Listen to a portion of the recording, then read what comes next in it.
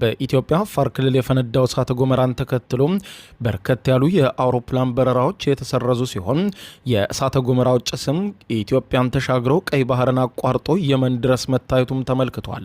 በኢትዮጵያ አፋር ክልል የሚገኘው ላለፉት 10,000 ዓመታት ያክል ምንም አይነት እንቅስቃሴ ሳያገኝ ተኝቶ ነበር የተባለው የሃሊ ጉቢ እሳተ ገሞራ ከቀናት በፊት በድንገት መፈንዳቱን ተከትሎ በአካባቢውና በዓለም አቀፍ የበረራ መስመሮች ላይ ከፍተኛ መስተጓጎል ፈጥሯል ተብሏል። ባሳለፍነው እሁድ ህዳር 14 ቀን 2018 ዓ.ም የተከሰተው ይህ ፍንዳታ ከፍተኛ መጠን ያለው የአመድና የጢስ ደመና ወደ ሰማይ በመልቀቁ ደመናው በነፋስ ተገፍቶ በቀይ ባህር ላይ አቋርጦ ወደ የመን ኦማንና ወደ ህንድ ውቅያኖስ አቅጣጫ ተጉዟል ተብሏል። የአውሮፕላን ሞተሮች በእሳተ ገሞራው አመድ አማካኝነት ከፍተኛ ጉዳት ሊደርስባቸው ስለሚችል በርካታ አየር መንገዶች በአስቸኳይ እርምጃ ለመውሰድ ተገደዋል ብሏል ዘገባው።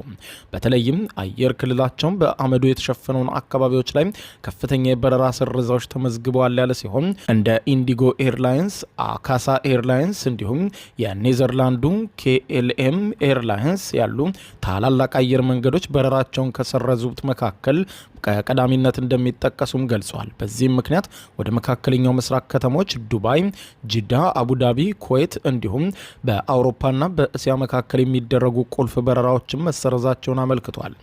ከህንድ ወደ ተለያዩ የመካከለኛው ምስራቅ ሀገራት ታቅዶ የነበረ በረራ ሙሉ በሙሉ ሲሰረዝ ከአምስተርዳም ወደ ኒው ደልሂ የነበረ የKLM በረራ መሰረዙም ተመልክቷል።